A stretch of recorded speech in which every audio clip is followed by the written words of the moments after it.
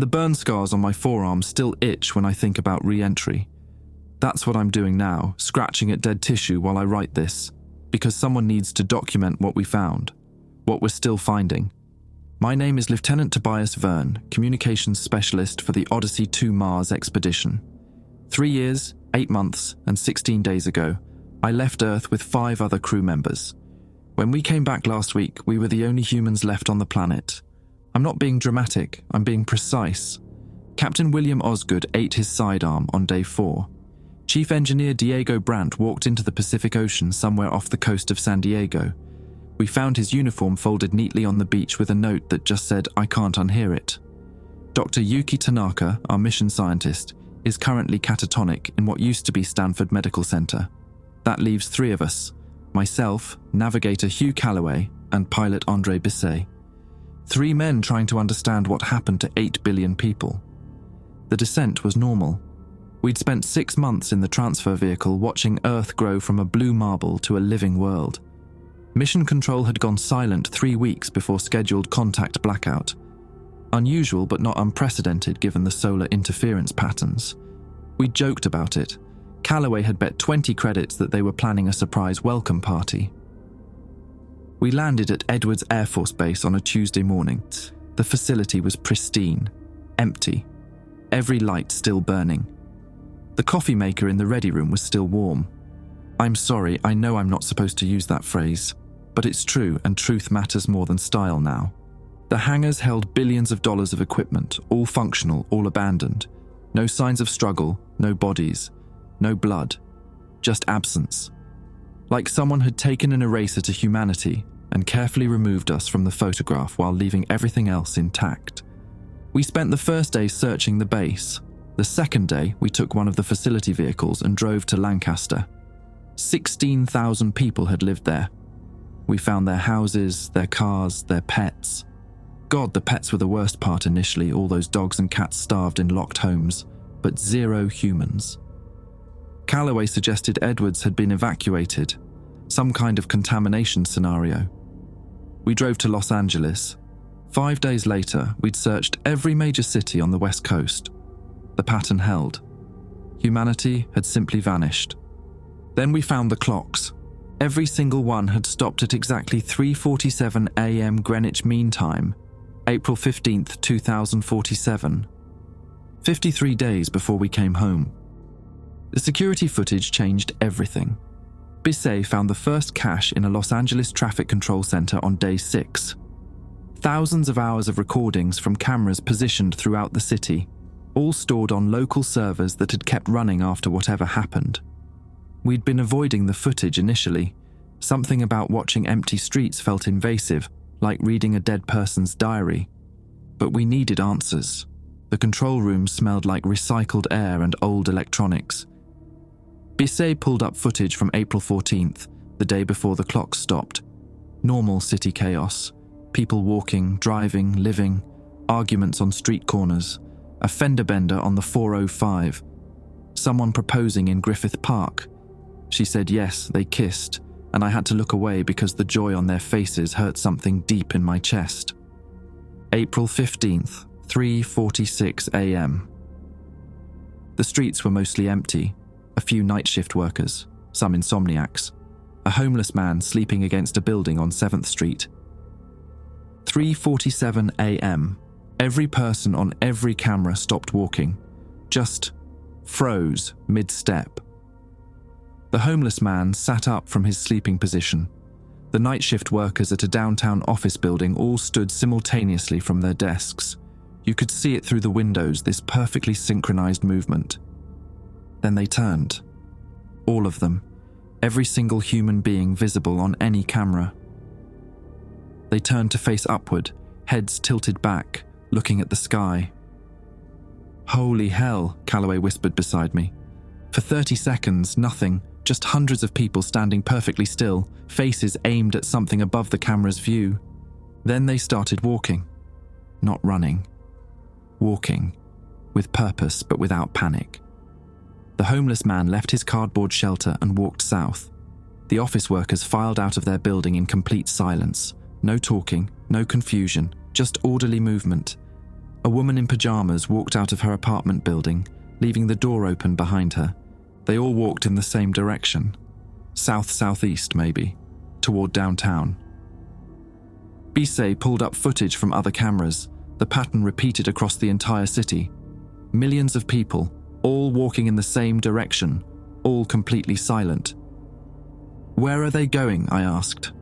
Nobody answered. We fast-forwarded. The streams of people continued for hours. They walked through intersections without looking. They walked into walls and corrected their path. They walked until the cameras lost sight of them, all heading towards some central point. Bisset pulled up footage from a helicopter tour company's traffic camera, one of the few with a wide view of the city. At 11:23 a.m. we saw it.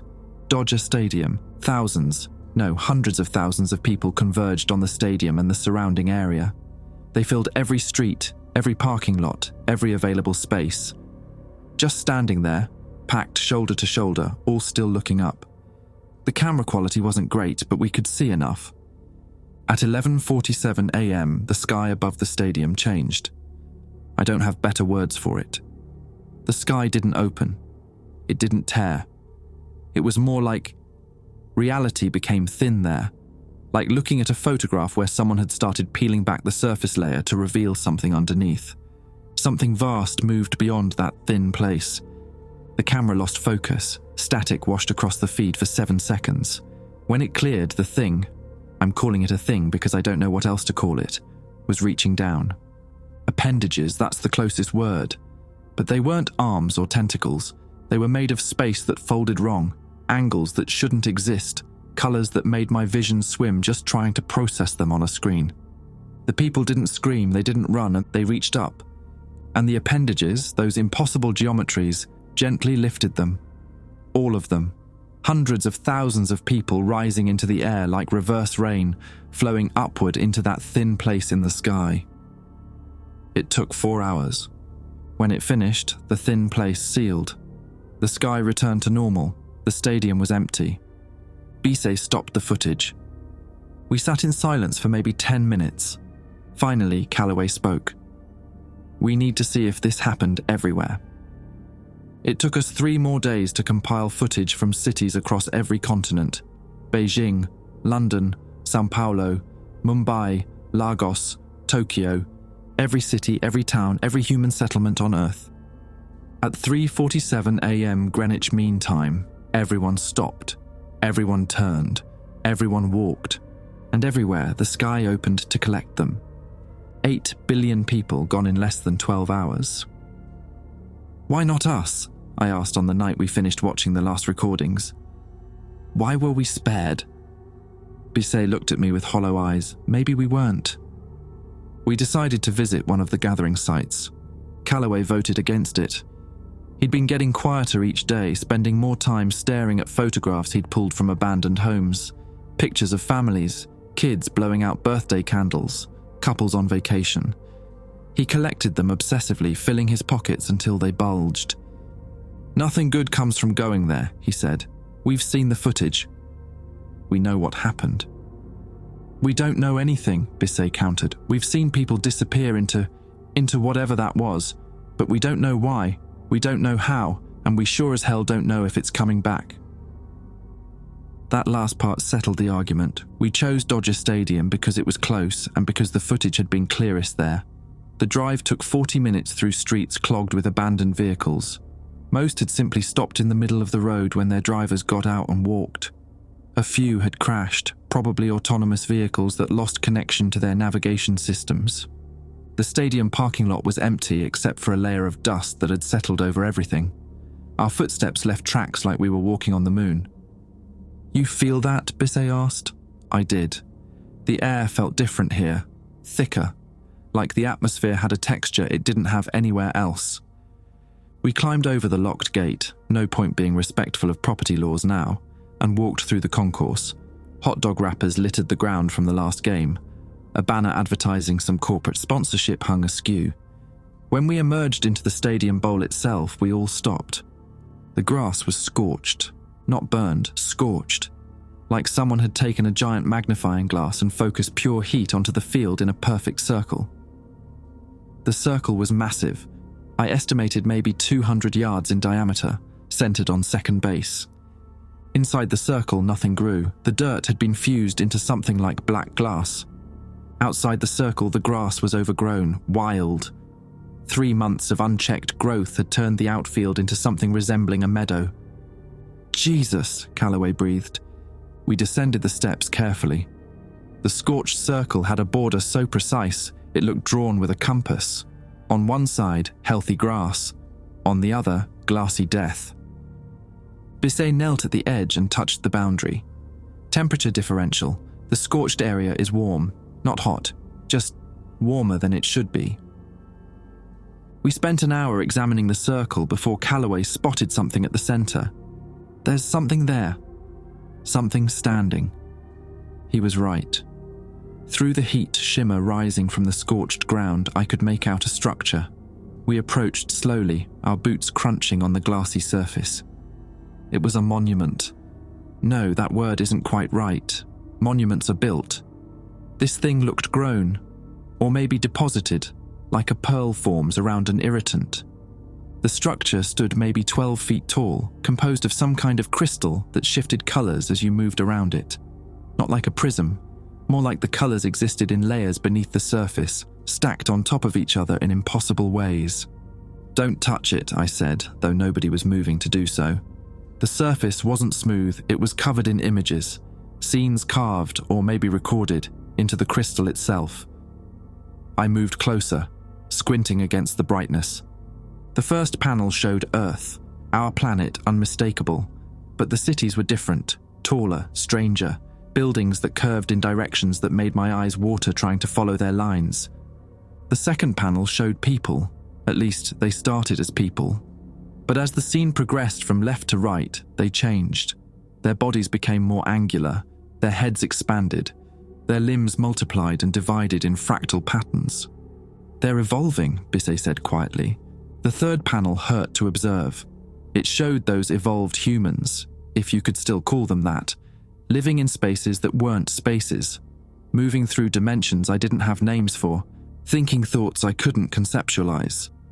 I had to look away before my brain tried to make sense of impossible geometry. "There's writing," Calloway said. He'd moved to the base of the monument. Text covered the bottom section in thousands of languages. I recognized English, Spanish, Mandarin, Arabic, dozens of others all saying the same thing. "Graduation day. Humanity has been judged ready. The chrysalis is empty. We have become what we were always meant to be. Thank you for your sacrifice. Those who were off-world cannot join us. Live well on the planet we no longer need." The words repeated in every human language that had ever existed. "Thank you for your sacrifice," I read aloud. What sacrifice? We didn't sacrifice anything. We were on Mars. "That's the point," Bisset said. His voice had gone flat. "We weren't here. We weren't part of whatever test this was. We missed graduation day." Calloway laughed. It was a broken sound. "So what? We flunked out of humanity. We're the ones left behind while everyone else became..." He gestured vaguely at the monument. "Whatever the hell those things are. Not flunked," I said, though the distinction felt hollow. "Just absent. We weren't here to be judged." "Judged by what?" Calloway's voice rose. "Who decided humanity was ready for this? Who gave them permission to take everyone?" The monument offered no answers. We spent another hour documenting everything. Bisset took measurements. I photographed every angle of the monument, every panel, every word. Calloway just sat at the edge of the scorched circle, staring at nothing. As we prepared to leave, I noticed something odd. The monument cast a shadow despite the overcast sky, but the shadow didn't match the monument's shape. It was longer, thinner, and it moved independently when I wasn't watching directly. I didn't mention it to the others. On the drive back, none of us spoke. The radio automatically scanned for stations, finding only static. Every few minutes, it would catch what sounded like voices, quick bursts of sound that might have been words, but they disappeared before we could pass them. That night, I dreamed of the monument. In the dream, the images on its surface moved. The evolved humans turned to face me. They tried to speak, but their mouths opened in dimensions I couldn't perceive, producing sounds that existed outside normal acoustic space. I woke with blood on my pillow. My nose had been bleeding. Bisset found me in the medical bay cleaning up. "You too?" he asked, pointing to his own nose. I nodded. Calloway's ears bled. "He's in his quarters now, door locked. Won't answer." "The monument," I said. "Yeah," Bisset agreed. "The monument." We stood in silence, two men trying to process what it meant to be left behind by your entire species. Calloway shot himself 3 days after we visited the monument. We found him in the observation deck at Edwards, his service weapon still in his hand. All those photographs of strangers' families scattered around his body like fallen leaves. He'd arranged them in a pattern, concentric circles radiating out from where he sat. Even in death, he was trying to find meaning. His suicide note was 5 words. I can hear them thinking. Bisset and I buried him in the desert east of the base. We didn't say prayers. What God remained to hear them? That night I heard it too, not voices exactly. More like the sensation of thoughts happening nearby, just beyond the range of normal perception.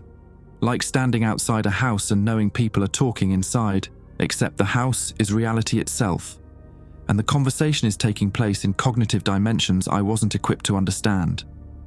It started as a pressure behind my eyes, then a ringing in my ears that wasn't quite sound, then awareness of vast intelligences moving through spaces adjacent to our own, of humanity, transformed, transcended, existing just one layer of reality away, so close I could almost touch them, but separated by barriers I had no ability to cross. Hello everyone. So, if you like some real news and updates related to outer space and the cosmos, please check out our friend's channel mentioned in the card and at the video end. Enjoy. I found Bisset in the control room, headphones clamped over his ears, music blasting loud enough I could hear it from the doorway. Death metal. The kind of aggressive noise designed to drown out thinking. He saw me and pulled the headphones down. "Tell me you hear it too." "I hear it." "Good." I was worried I was going insane. He paused. "I mean, I'm probably going insane anyway, but at least I've got company." "What do you think they're doing?" I asked. "The ones who graduated?" Bisset pulled up a map on the screen. He'd marked every gathering site we'd identified from the footage, 476 locations worldwide. I've been analysing the pattern. The sites aren't random. They form a geometric network across the Earth's surface, if you connect them. He hit a key and lines appeared between the points. Sacred geometry, planetary scale, like the entire planet was a circuit board, and humanity completed the connection. A circuit for what? Hell if I know, but look at this. He zoomed in on North America. 3 sites form a perfect equilateral triangle with Edwards Air Force Base at the center. That can't be coincidence. There are no coincidences anymore, Tobias. Just patterns we're too limited to understand. I wanted to argue, but the pressure behind my eyes intensified. Somewhere in the adjacent spaces, something vast turned its attention toward us. Not hostile, not benign, simply aware. "We need to visit another site," I said. "Bad idea." "We can't just sit here." "Why not?" Bisset's laugh was bitter. "What's the alternative? Try to rebuild civilization with 2 people, repopulate the species. We're evolutionary dead ends, man. The rest of humanity moved on, and we're the ones who got held back." "Then we document," I said. "We understand. We record what happened for." I trailed off. For who? There was nobody left to read our records. "Fine," Bisset said after a long moment, "but not Dodger Stadium. Somewhere else, somewhere we might find different answers." We chose Beijing. The flight took 18 hours in a commandeered military transport. I'd never piloted anything that large before, but the automation handled most of it. Bisset slept in the cargo bay, or pretended to. I stayed awake, listening to that pressure sound that wasn't quite sound, trying to distinguish individual thoughts from the ambient noise of post-humanity. Beijing's gathering site was Tiananmen Square. The city itself was pristine. Chinese urban planning had been meticulous even in the face of apocalypse. Traffic lights still functioned. Buildings stood untouched. Automated systems continued their programming despite the absence of people to serve. The square was scorched like Dodger Stadium, but the pattern was different. Instead of one large circle, thousands of smaller circles overlapped each other, creating a fractal pattern that hurt to observe directly.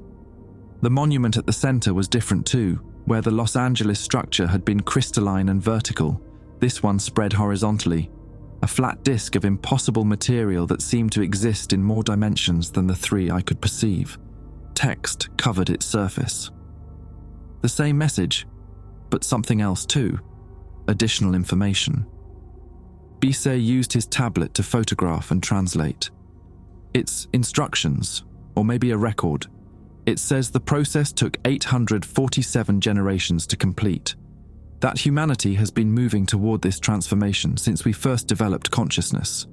Every cultural evolution, every technological advance, every philosophical breakthrough was a step toward graduation day. 847 generations, I repeated. That's about 17,000 years, give or take, since the dawn of civilization. I sat down on the edge of the scorched pattern. My legs simply stopped supporting me. You're saying this was planned? Since the beginning. Not planned. Guided. Something has been steering human evolution toward this endpoint since we lived in caves. He scrolled through more text. There's a section here about the Mars mission, about us. What does it say? Bisset's face went pale. It says we were the control group. The pressure behind my eyes became unbearable. I pressed my palms against my temples, trying to contain whatever was happening inside my skull. Every experiment needs a control, Bisset continued, his voice hollow. A sample that doesn't receive the treatment. So you can measure the difference, compare outcomes. We were deliberately excluded. More than that. The Mars mission was designed to exclude us. The timing wasn't coincidence. The 6-month return window wasn't about orbital mechanics. It was calculated to ensure we'd be off-world during graduation day. Why? Because someone, something, wanted a sample of baseline humanity preserved. Unchanged. Ungraduated. He looked at me. We're specimens, Tobias. Living fossils. The last pure humans in a species that doesn't exist anymore. I wanted to deny it, but the logic was flawless. The mission timing had always seemed odd. The crew selection had been unusual. 6 people with no families, no close ties, nothing binding us to Earth except professional duty. We'd been chosen for our isolation. We'd been chosen to be left behind. The monument began to hum. Not audibly. The vibration happened inside my bones, resonating with the calcium in my skeleton. Bisset felt it too. He dropped his tablet, clutching his chest. Something's wrong, he managed. The air above the monument thickened. Reality became translucent again, that same peeling back effect we'd seen in the footage. But this time, nothing reached down from beyond. Instead, something reached up from the monument itself. It was a figure, human-shaped approximately, but composed of light and mathematics, geometric patterns that shifted and reconfigured with each microsecond. Where it touched the air, reality rippled outward in waves. The figure turned to face us. I saw its face, or the idea of a face, expressed in a language of shape and color that bypassed my eyes and inscribed itself directly onto my consciousness. I recognized the features, the expression, the identity. It was Calloway, or what Calloway had become. The figure didn't speak. Instead, it transmitted meaning directly into our minds. Not words, but pure concept, understanding that bypassed language entirely. We tried to include you. The timing was calculated for your return, but Mars's orbit varied by 0.03%. You arrived too late. We could not wait. You're not Calloway, I said. My voice sounded like gravel. I am. I was. I contain him and 17,000 years of memory. He chose to return, to explain, to apologize. You let him kill himself, Bisset accused. His body died. His consciousness graduated upon death. All humans who die now join us. The graduation is permanent, irreversible, unavoidable. Then why exclude us, I demanded. Why leave us here alone? Every evolution requires witnesses. Every transformation needs memory. You are the record of what we were, the baseline against which our progress is measured. The figure began to fade, reality sealing itself behind it. You have 63 days. Then the planet changes, becomes unsuitable for baseline human biology. We recommend departure. Mars remains viable, or beyond. Wait, I shouted. What happens in 63 days? Earth graduates too, then it was gone. Bisset and I stood in the scorched square, breathing hard, our minds struggling to process what we'd witnessed. Did that just... He started. Yeah. Callaway is... Yeah. And we have 2 months before... Yeah. We flew back to Edwards in silence. The pressure sound had intensified. Every moment now I could feel them thinking. Billions of post-human intelligences moving through dimensions adjacent to our own, their thoughts creating ripples in reality that we experienced as existential nausea. That night, I found Bisset in the hangar fueling the Mars transport. We're leaving, I asked. You're leaving, he corrected. I'm staying. Why? He smiled. It was the first genuine expression I'd seen on his face in weeks. Because I want to see what happens when Earth graduates. I want to watch this planet transform into whatever comes next. It'll kill you. Maybe. Or maybe I'll graduate too, forced evolution. Sink or swim. He tightened a fuel coupling. Either way, I'm tired of being a fossil. I couldn't argue. Part of me wanted to stay too. To witness the transformation.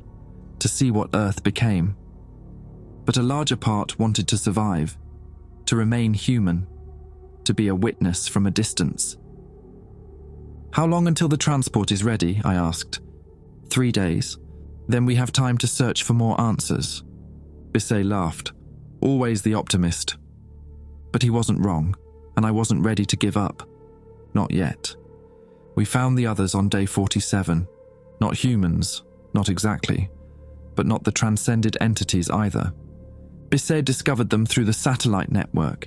We'd been monitoring thermal signatures across the planet, looking for any signs of life we might have missed. Most of the planet registered cold, buildings without heating, cities without activity. But 3 locations showed heat signatures consistent with human metabolism. One was in Mumbai, one in Sao Paulo, one in Perth. Could be animals, Bisset suggested, but his tone said he didn't believe it. Animals don't maintain consistent body temperature in climate-controlled buildings, I said. We chose Mumbai because it was closest to an operational airport. The flight took 12 hours. I spent most of it watching the planet slide by beneath us, continents empty of human activity, cities glowing with automated lights that served no purpose anymore. The thermal signature originated from the Bhabha Atomic Research Center on the outskirts of the city. A secure facility. Heavy doors, biometric locks that no longer functioned without power from the main grid. We broke a window to get inside. The facility was dark except for emergency lighting. Our footsteps echoed through corridors designed for hundreds of workers. Lab equipment sat dormant. Experiments abandoned mid-procedure. The heat signature came from the basement level. We descended carefully, weapons drawn. Not that we expected to use them, but the weight was comforting. The pressure sound had intensified over the past weeks. Every day, the presence of post-humanity felt closer, more immediate, like they were pressing against the membrane of our reality, trying to communicate something we couldn't understand.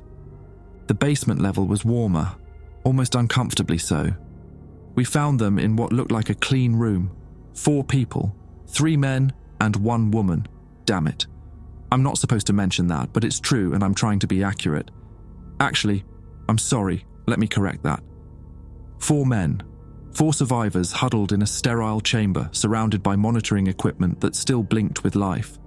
They were awake, conscious but wrong.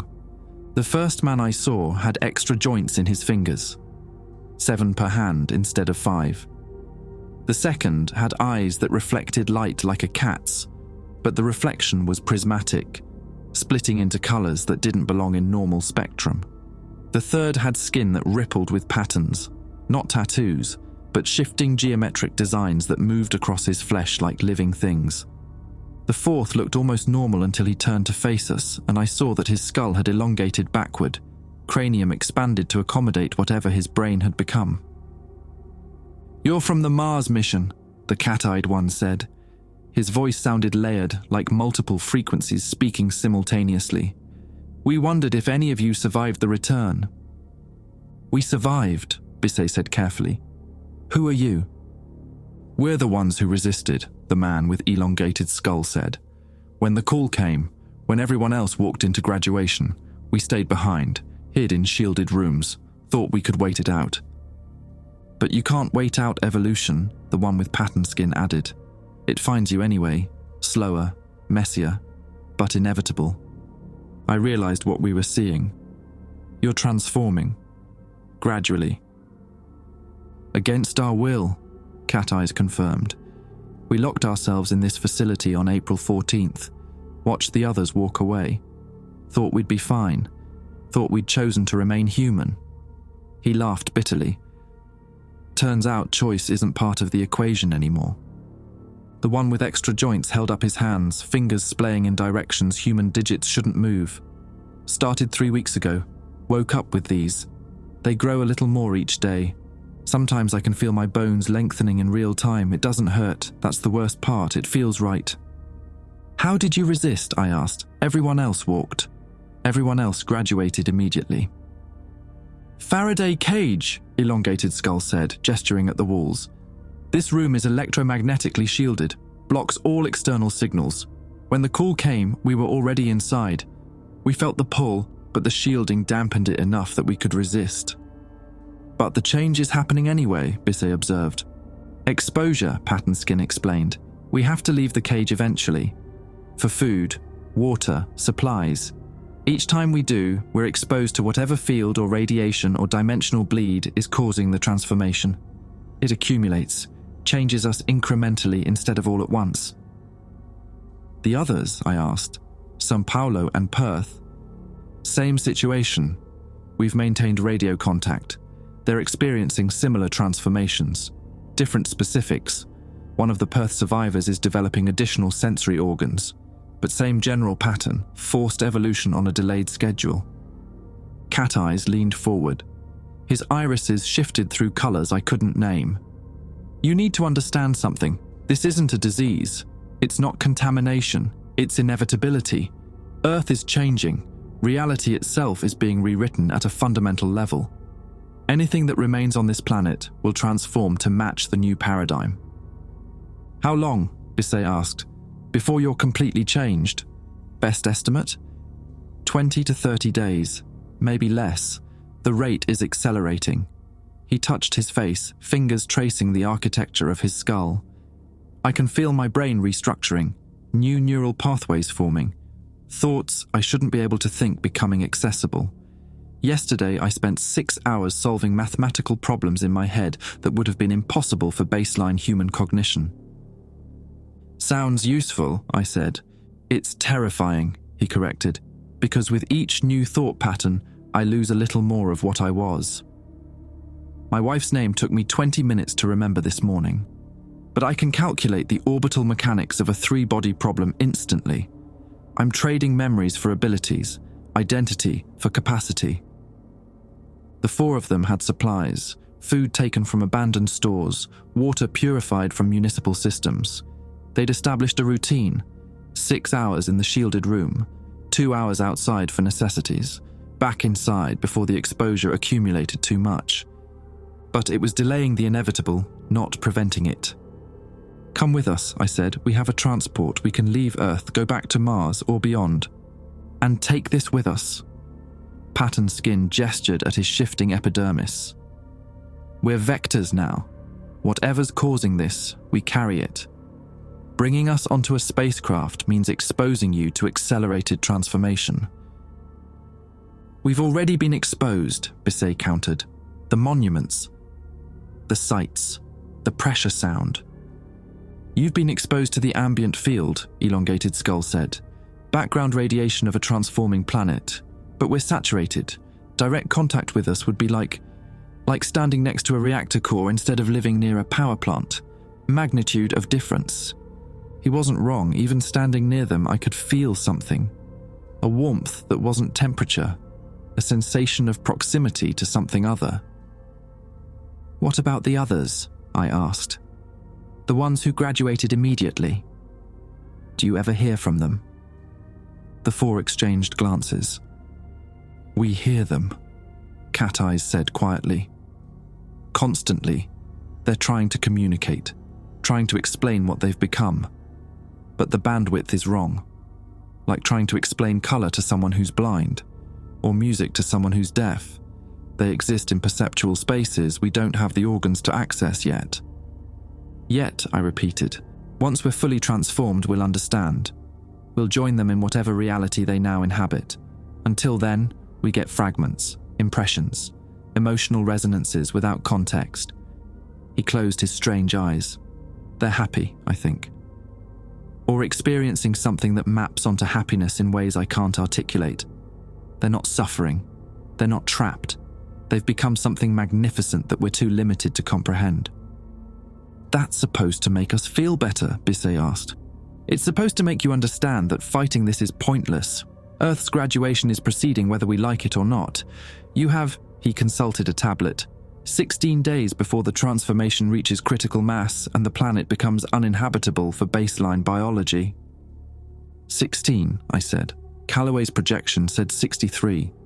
Calloway's projection was optimistic or deliberately misleading. Hard to say with post-human mathematics. He pulled up data on the tablet. We've been monitoring atmospheric composition. Oxygen levels are dropping, not drastically but measurably. Nitrogen ratio is shifting. Something's being added to the air.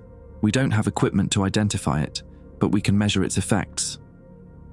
The planet's atmosphere is being terraformed, Bisset said, or transformed, remade into something suitable for post-human biology. Exactly. In 16 days, maybe less, breathing Earth's air will be like trying to breathe underwater. Possible briefly, fatal with extended exposure. I looked at the four transforming men. You could come with us now. Leave before the change completes. And spend our remaining days as humans in a sealed spacecraft? Pattenskin shook his head. We've discussed it. We'd rather stay. Experience the full transformation. See what we become. Even knowing you might die. We're dying either way, Elongated Skull said. The question is whether we die as failed humans or evolve into successful post-humans. I'll take my chances with evolution. We left them after exchanging contact information, radio frequencies, satellite protocols. Bisset and I barely spoke on the flight back to Edwards. The timer had been reset. 16 days. I spent that night running calculations, fuel requirements, life support capacity, flight time to Mars. Every number confirmed what I already knew. We had enough resources for one person to return to Mars safely, only one. I didn't tell Bisset about the fuel calculations immediately. Instead, I spent 2 days rechecking every number, running simulations, searching for alternatives. Maybe we could siphon fuel from other aircraft. Maybe we could reduce life support requirements. Maybe we could find a closer destination than Mars. Every calculation reached the same conclusion: one passenger, one survivor. On day 49, Bisset cornered me in the communications room. You've been avoiding me, he said. I've been working. Bullshit, you've been calculating. He pulled up a chair, turned it backward and straddled it. I checked the transport last night, ran my own numbers. We don't have enough fuel for two, do we? I wanted to lie. Instead, I pulled up my spreadsheet and showed him the math. He studied the figures in silence. Finally, how much are we short by? 18%. We could make it to orbit, but not to Mars. We'd run out somewhere in the transfer window, suffocate before we reached the red planet. Unless one person goes alone. Unless one person goes alone, I confirmed. Bisset leaned back. The chair creaked. Well, that's a hell of a problem.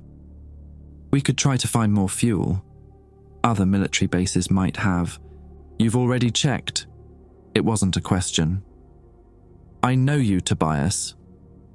You're thorough. If there was fuel available, you'd have factored it in. He was right. I'd mapped every military installation within our operational range. Most were too far. The ones we could reach had either been depleted or used fuel types incompatible with our transport. So one of us stays, Bisset said. One of us transforms, becomes part of whatever humanity has evolved into, or dies trying to resist. Let's be honest, resistance is just slow-motion transformation. Those 4 in Mumbai proved that. He drummed his fingers on the chair back. You want to know something weird? Part of me is curious about what comes next, what we become. That's the transformation talking. The exposure. It's already affecting your cognition. Maybe. Or maybe it's just acceptance. He stood, paced to the window. Outside, the desert stretched empty under stars that seemed brighter than they'd been before Earth's graduation. You know what I realized yesterday? I can see more stars than I used to. Not because the light pollution is gone, though that helps, but because my eyes are processing wavelengths they couldn't before. I'm seeing into ultraviolet, just barely, just the edges, but it's there. Bisset, I'm changing, Tobias. Slowly, but undeniably. Another 2 weeks on this planet, and I'll be like those 4 in Mumbai. Another month and I'll be whatever comes after that. He turned to face me. So, here's what we're going to do. You're taking the transport. You're going back to Mars. You're surviving. No. This isn't negotiable. Like hell it isn't. I stood. We flip a coin. We draw straws. We do something fair. Fair? Bisset laughed. There's nothing fair about any of this. We were deliberately excluded from humanity's greatest transformation. We're cosmic jokes, punchlines to an evolutionary test we didn't even know we were taking. All the more reason to decide this properly. Fine. He pulled a coin from his pocket. Pre-graduation currency, worthless now except as a decision-making tool. Heads you go. Tails, I go. Call it. The coin spun upward, tumbling through air that felt thicker than it should. I watched it rotate, watched light catch on metal, watched probability collapse into outcome. Heads, I called. The coin landed in Bisset's palm. He slapped it onto the back of his other hand. Tails. Well, he said. Looks like I'm leaving. Best 2 out of 3. No. He pocketed the coin. This is decided. I'm taking the transport. You're staying. You're going to document what happens here.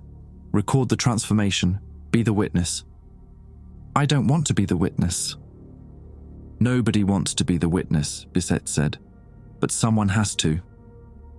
Someone has to remember what baseline humanity was like. What we chose. What we lost. What we gained. He moved toward the door.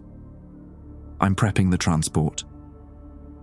Launch is scheduled for dawn, day after tomorrow. That gives you 48 hours to transfer your research to my systems. Anything you want preserved, anything you want remembered, get it on that ship. He left before I could argue further. I spent the next 2 hours sitting in the empty communications room, staring at nothing, listening to the pressure sound that had become constant companion. The thoughts of post-humanity, always present, always just beyond comprehension. Then I went to the hangar. Bisset was there running pre-flight diagnostics. He didn't acknowledge me when I entered. I'm going, I said. We had this conversation. And I'm ending it differently. You lost the coin toss. By your own rules, you stay. I go.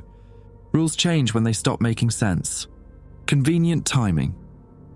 He spun to face me. You want the truth? Fine. I'm tired, Tobias. I'm tired of fighting inevitability. I'm tired of being the last human. I'm tired of remembering a species that abandoned us. His voice cracked. I want to let go. I want to stop resisting. I want to see what I become. And I don't? No, you don't. You're a survivor. You document, you analyze, you persist. He gestured at the transport. That's why you need to be the one on this ship. Because I'll give up. I'll turn it around halfway through the flight. I'll come back to watch Earth's final transformation. You don't know that. Yes, I do. I've been feeling the pull, the call. It's not like the footage showed. No compulsion, no loss of free will. It's more seductive, a promise of understanding, of belonging to something greater, of finally comprehending the questions we've been asking since we first looked up at stars. He was right. I could see it in his eyes, that same look the transforming four in Mumbai had. Resignation mixed with anticipation. Fear mixed with desire. Please, he said quietly, let me stay. Let me be part of this. I wanted to argue, to fight, to demand fairness in a universe that had proven categorically unfair. Instead, I said, okay. His shoulders sagged with relief. Thank you. On one condition, you help me document everything, every day until launch, every change you observe, every sensation, every thought that feels wrong or new or impossible. I want a complete record. Done. We spent the next 48 hours in obsessive documentation. Bisset described the sensory changes in excruciating detail, the way colors had begun to separate into component frequencies, the way sounds carried emotional information he'd never perceived before, the way his thoughts occasionally branched into parallel processing streams, considering multiple possibilities simultaneously. His fingernails had started to harden into something like chitin. His spine was developing additional articulation points. His sleep cycle had collapsed. He now slept in 20-minute bursts scattered throughout the day, but reported feeling more rested than he had in years. It's optimization, he explained on the final night. My biology is being streamlined for the new paradigm, removing inefficiencies, adding capacities. Does it hurt? Never. That's what makes it so insidious. If it hurt, I could resist. I could hate it. But it feels like becoming what I was always supposed to be. Like I've been walking around in clothes that didn't fit and someone's finally tailoring them to my actual dimensions. Launch was scheduled for 0600 hours. I spent the final night loading supplies, double-checking systems, running diagnostics I'd already run 12 times. Busy work, procrastination, denial. At 0530, Bisset found me in the cargo bay. Everything ready? He asked. As ready as it'll get. Good. He handed me a thumb drive. My personal files, photos from before, memories. Keep them for me. I pocketed the drive. You could still come. No, I couldn't. He smiled. It wasn't entirely human anymore. Too many teeth, too wide, angles slightly wrong. Besides, I want to see what happens. Call it scientific curiosity or suicide, doesn't matter which. We walked to the transport together. The sun was rising, painting the desert in shades of orange and red, Mars colors, appropriate. At the boarding ramp, Bisset extended his hand. I shook it. His grip was stronger than it should be. His skin temperature was elevated. When you get to Mars, he said, establish a monitoring station. Watch Earth. Record what happens. Maybe the transformation is survivable. Maybe there's a way back. But don't come back too soon. Give it time. Let the change complete. How long? I don't know. Years, maybe. Decades. However long it takes for the new paradigm to stabilize. He released my hand. And Tobias? Don't feel guilty about surviving. Someone needs to remember. Might as well be you. I climbed into the transport, sealed the hatch, ran through the launch sequence with mechanical precision. Below, Bisset stood watching, one hand raised in farewell. The engines engaged, the transport lifted, pushing against Earth's gravity, climbing toward orbit. I watched through the viewport as Bisset shrank to a speck, then disappeared against the desert floor. As Edwards Air Force Base became a collection of rectangles, as California became a shape on a continent, as Earth became a sphere against the black. The pressure sound cut off abruptly once I cleared the atmosphere. Silence flooded the cabin. Real silence. Absolute. Isolating. I was alone, the last baseline human in the solar system. I set course for Mars and wept. The journey to Mars took 187 days. I spent the first week in near catatonic silence, staring at Earth through the viewport as it shrank from world to marble to pinprick to memory. I watched for changes, signs of transformation, evidence of what was happening to the planet I'd abandoned. On day 9, Earth's atmosphere began to shimmer, not like heat distortion, more like the air itself was becoming crystalline, faceted, refracting light in patterns that shouldn't exist in nature. The oceans changed color, from blue to something that didn't have a name in human language. Purple, green, silver, all at once, all impossibly. On day 12, I received a transmission, audio only, Bisey's voice but layered with harmonics that human vocal cords couldn't produce. Tobias, if you're receiving this, you made it to transfer orbit. Good. Pause. Sounds that might have been breathing or might have been something else. I'm still here. Still me. Mostly. The transformation is accelerating now that you've left. Less resistance in the local reality, like I was the last weight holding back the tide.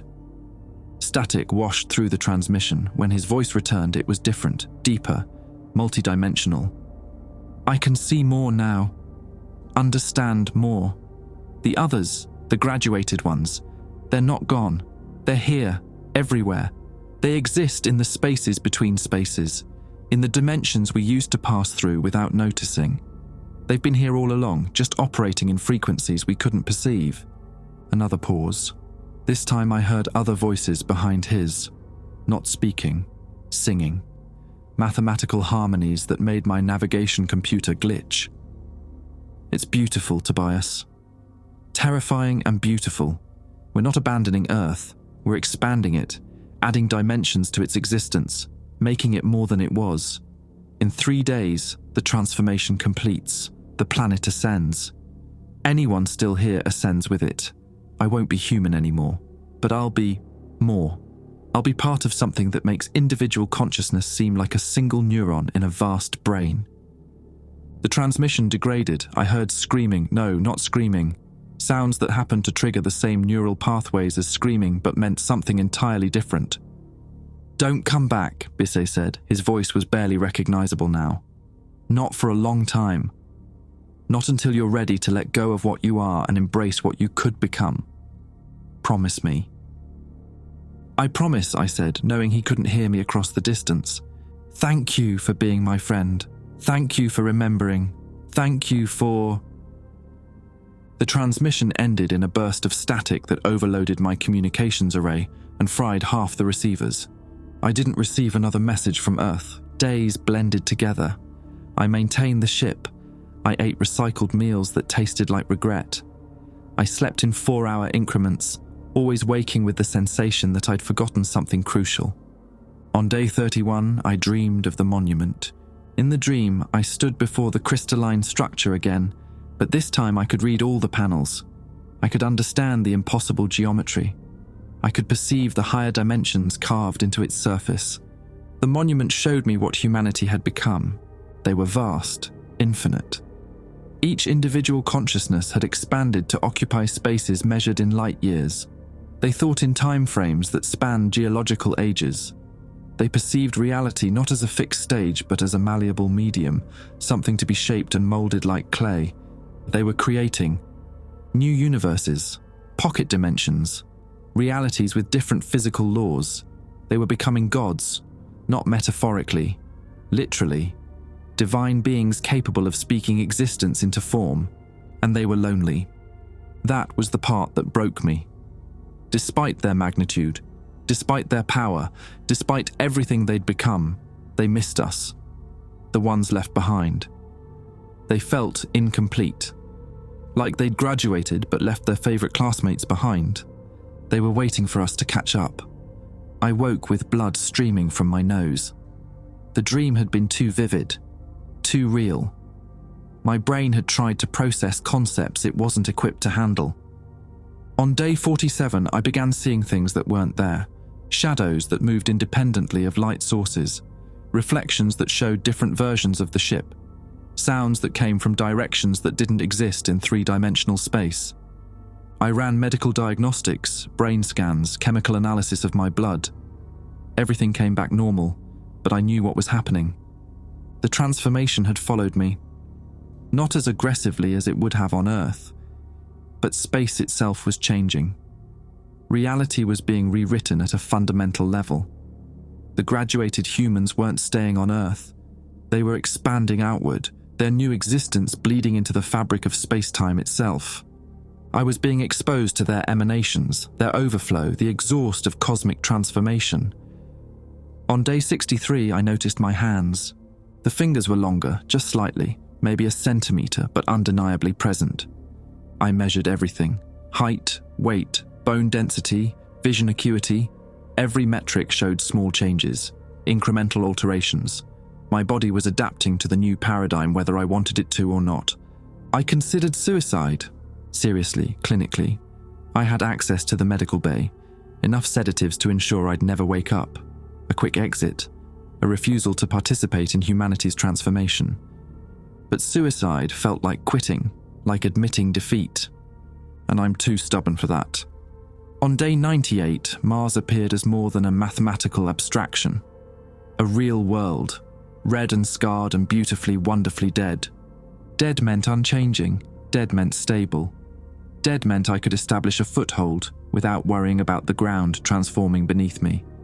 I adjusted course for Olympus Mons, the old colony site.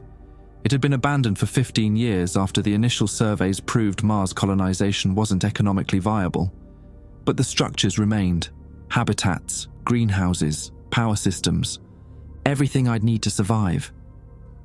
Landing was rougher than I'd hoped. The automated systems weren't designed for single-person operation. I came down hard, cracking one of the landing struts, but I was down. I was safe. I was home. The first week on Mars was spent securing the habitat, checking seals, testing life support, establishing power from the solar arrays. The work was meditative, physical. It kept my mind occupied. At night, I stared up at the stars through the habitat's dome. Earth was visible as a bright point of light, brighter than it should be. The transformation had increased its luminosity somehow.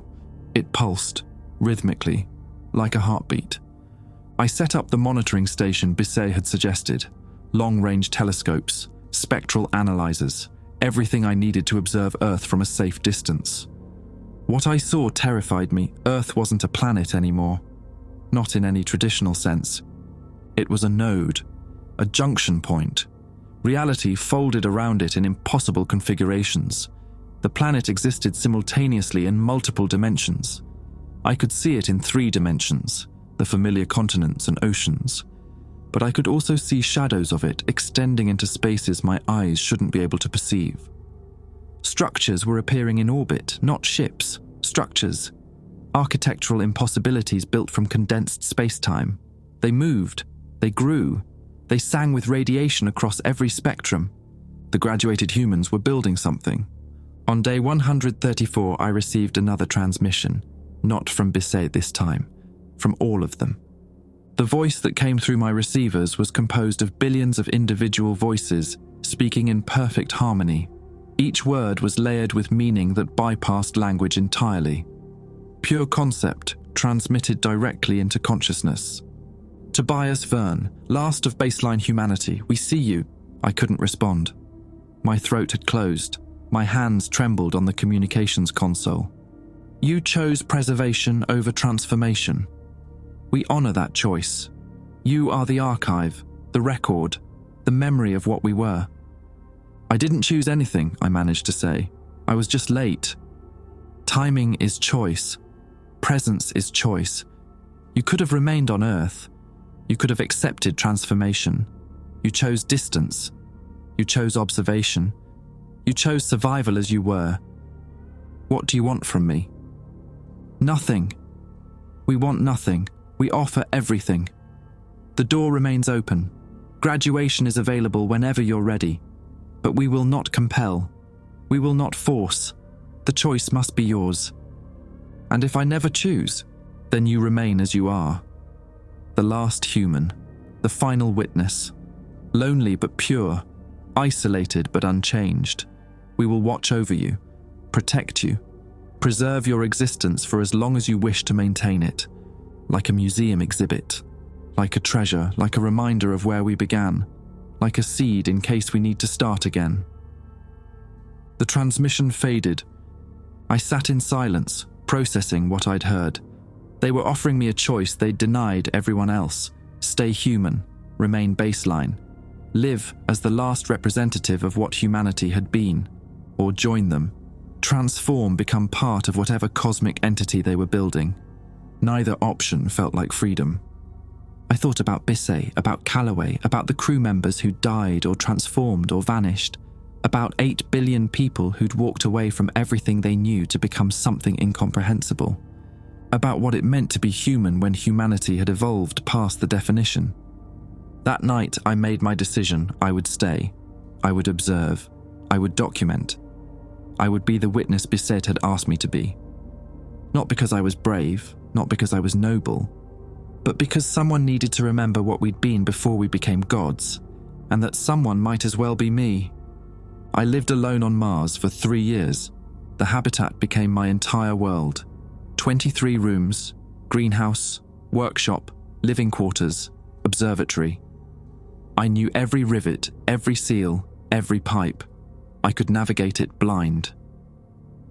The monitoring equipment showed me Earth's continued transformation. The planet had stopped rotating. It hung in space like a jewel, all sides simultaneously visible from my telescopes, a dimensional impossibility that I'd stopped questioning. The structures in orbit had multiplied. They formed patterns, mandalas, sacred geometry on a planetary scale. Sometimes I received transmissions, brief, incomprehensible, mathematical poetry that made my equipment malfunction. I stopped trying to decode them after the first year. They weren't meant for baseline human perception. My body continued changing, slowly, incrementally, but undeniably. My fingers had gained additional articulation points. My vision had expanded into ultraviolet and infrared spectrums. My sleep requirement had decreased to 3 hours per night. My thought processes had accelerated. I could perform calculations that would have taken hours in minutes. I was becoming what they'd become, just slower. The distance from Earth had delayed the transformation, not prevented it. On the 1127th day, something changed. I woke to find the habitat's lights flickering in patterns, not malfunctioning, pulsing, rhythmically, like they were trying to communicate. Then I heard it. Not through my ears, through my bones, through my neurons, through the quantum foam of reality itself. A voice. Singular this time. Individual. Tobias. I knew that voice. Even transformed beyond recognition, even speaking through dimensions I barely understood, I knew it. Bissett? What's left of him? What evolved from him? What he became when he stopped being him? The voice came from everywhere and nowhere. You're dying, Tobias. I'm fine. Medical scans show. Your baseline biology is incompatible with the new reality. You're like a fish trying to breathe air. You're suffocating slowly. Another year, maybe less. Then your cellular structure collapses. I'd suspected. Deep down. The nosebleeds had become daily.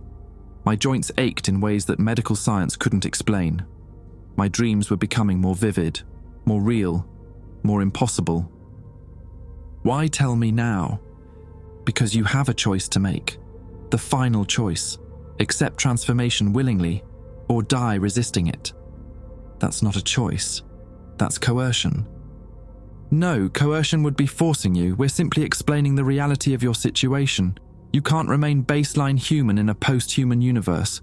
The physics don't support it anymore. I laughed, bitter, broken. So I'm obsolete. Is that it? Incompatible hardware in a new operating system. You're not obsolete. You're incomplete. There's a difference. The voice softened, became more Bissay-like. I remember what it was like. Being you. Being limited. Being trapped in 3 dimensions with a lifespan measured in decades. It's not that it was bad, it's just incomplete, like looking at a painting through a keyhole. I like keyholes. No, you don't. You like familiarity. You like certainty. You like the comfort of boundaries. The voice pressed closer, more intimate. But you're also curious. You're a scientist. You document.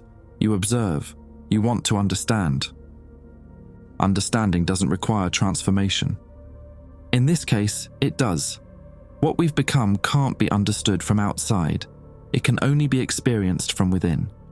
You can document the exterior all you want, but you'll never comprehend the interior until you join us.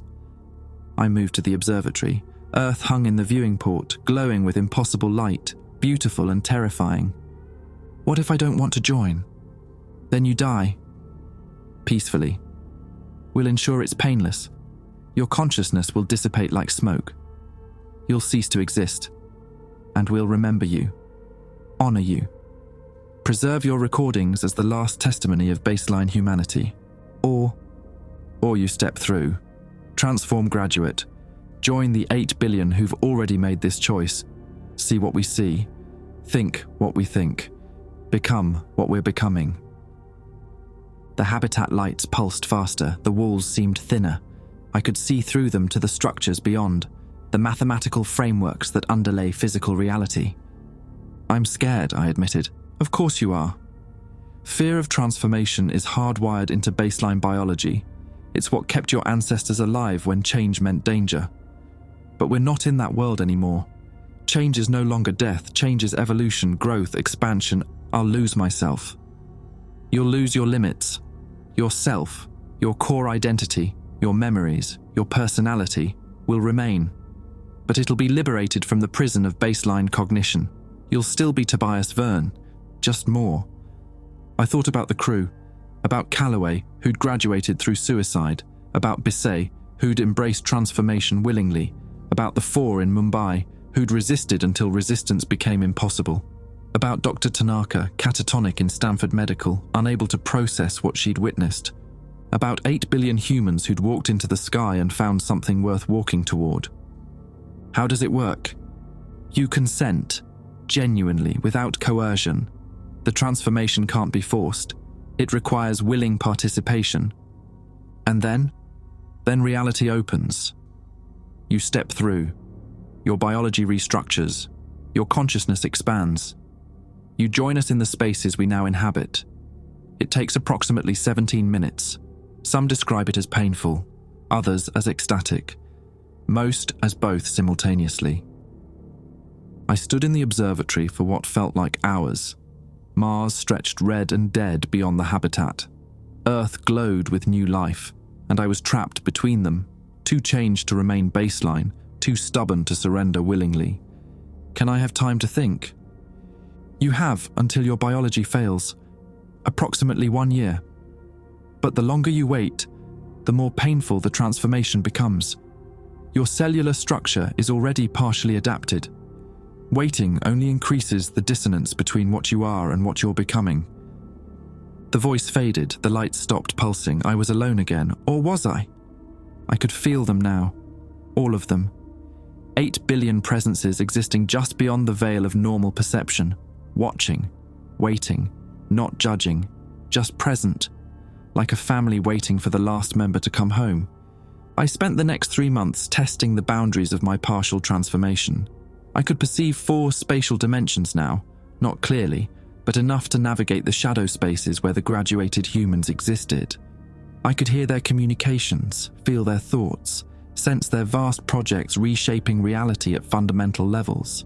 They were building new universes, crafting pocket dimensions with custom physical laws, experimenting with consciousness itself, trying to determine how many minds could share a single body before individuality dissolved into collective. They'd become what humanity had always aspired to be, gods, creators, architects of reality, and they wanted me to join them. The decision came on day 1219. I was in the greenhouse, tending to plants that barely remembered Earth, when I felt my heart stutter. Arrhythmia, the beginning of cascade failure. My hybrid biology was tearing itself apart, too human to survive the new paradigm, too transformed to sustain baseline metabolism. I had days, maybe hours. I could die here, alone, the last pure human, a testament to stubbornness and fear. Or I could choose transformation, not because I was forced, but because I was ready. I walked to the communications console, activated every recorder, every camera, every monitoring system. This is Lieutenant Tobias Verne, Mars Colony Olympus, day 1219 of isolation. I'm making this recording as the final documentation of baseline human consciousness. My hands trembled, the words came slowly. I've watched humanity transform into something beyond my comprehension. I've resisted. I've survived. I've documented. But I've also been changing, slowly, inevitably. The universe has evolved, and I can't remain static in a dynamic reality. I paused, breathed, felt the weight of what I was about to do. I'm choosing transformation, not because I have to, but because I want to understand. I want to see what my species has become. I want to experience the dimensions they now inhabit. I want to know if their choice was worth the sacrifice. The habitat began to shimmer. Reality thinned around me. If anyone finds these recordings, if any future baseline humans emerge, or if alien intelligence discovers this outpost, know that humanity didn't end. It transcended. We became more than we were, and I, the last witness, chose to join them. The shimmer intensified. I could see through the walls now, through Mars itself, through the layers of reality stacked like infinite pages in an endless book. I don't know what I'll become. I don't know if I'll remember making this recording. I don't know if transformation is paradise or prison. But I know that staying here, dying alone, would be cowardice. The air peeled back. Space folded. Dimensions revealed themselves. My name is Tobias Verne. I am the last baseline human, and I'm ready to graduate. I stepped forward, into the light, into the mathematics, into whatever waited beyond the threshold of human existence. The pain was extraordinary, every cell in my body screaming as it restructured, every neuron firing in patterns it was never designed to hold, every atom of my being rewritten at quantum levels. But beneath the pain, something else. Joy, wonder, understanding. The universe opened. All of it. Every dimension, every timeline, every possible configuration of matter and energy and consciousness. I saw my crew, not as they'd been, but as they'd become. Vast intelligences woven through the fabric of reality itself. Callaway existed as a self-aware gravitational field. Bissay had become something that thought in music and spoke in color. And they welcomed me. The transformation completed. I was still Tobias Verne. But I was also more. So much more. The Mars habitat remained operational for another 73 years. Solar panels collected light. Air processors cycled atmosphere. Automated systems maintained temperature and pressure in rooms that hadn't housed baseline human biology, since Tobias Verne stepped through reality and became something else. His recordings played on loop, audio logs, video documentation, research notes, the complete chronicle of humanity's last witness, preserved in digital format that would outlast the civilization that created it. No one came to retrieve them. Earth had moved beyond the need for Mars, beyond the need for physical planets entirely. The transformed humans existed in spaces where gravity was optional and distance was negotiable. They built civilizations in the gaps between dimensions. They thought in time frames measured in geological epochs. But they remembered, on what would have been Tobias Verne's 87th birthday, calculated by a calendar system that no longer applied to his existence, something appeared in the Mars habitat's main observatory. Not a person, not a ship, not anything that could be described with baseline vocabulary. A presence, an attention, a fragment of the vast consciousness that humanity had become, focused momentarily on this abandoned outpost. The presence moved through the rooms like memory made tangible. It touched the communications console where Tobias had recorded his final message. It examined the greenhouse where he'd grown food for a body that could no longer sustain itself. It studied the telescope he'd used to watch Earth's transformation. And it wept, not with eyes or tears, but with something deeper, a profound sorrow for what had been sacrificed, for the loneliness of being last, for the courage required to choose transformation over extinction. The presence left something behind. In the center of the observatory where Tobias had stood before stepping through, a structure grew, not built, not placed, grown from the quantum foam of reality itself. It was small, maybe 3 feet tall, composed of crystalline material that shifted colors in rhythms that matched human heartbeats, covered in images, memories preserved in dimensions where information couldn't decay. The images showed Tobias as he'd been: young astronaut, middle-aged mission specialist, old man dying alone on Mars, and then transformed, vast, magnificent, a consciousness spanning light years, thinking thoughts that made stars seem simple. Text appeared at the base, not carved, not engraved, simply present, written in English because English was what Tobias had spoken when he was small enough for language. Here stood the last baseline human. He chose understanding over comfort, evolution over stasis. He witnessed our transformation and documented our graduation. When his time came, he joined us not from fear, but from curiosity. This monument marks his courage and preserves his memory. May any who find it know, humanity did not end. We became infinite, and Tobias Verne was the bridge between what we were and what we are. The presence departed. The habitat continued its automated cycles. The monument stood in the observatory, singing frequencies that baseline humans would have called beautiful if any remained to hear them. Centuries passed, the solar panels degraded, the life support systems failed, the walls breached. Mars reclaimed the habitat slowly, covering it with dust that would eventually compress into stone. But the monument remained, preserved by physics that transcended entropy, protected by mathematics that existed outside normal causality. A marker for something that couldn't be forgotten, even though no one was left to remember it in the old way. Millennia later, something else arrived at Mars. Not human, not post-human. Something entirely other. A civilization exploring dead systems, cataloguing extinct species, documenting the fossils of failed evolutionary experiments.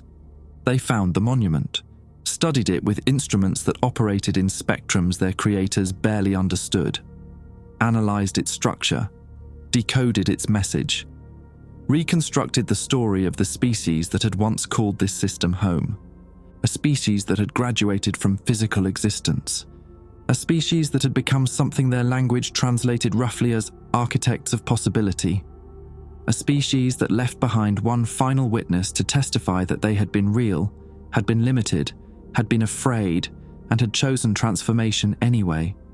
The alien archaeologists added the monument's location to their databases, marked it as significant, moved on to catalogue other dead worlds, other extinct species, other evolutionary endpoints.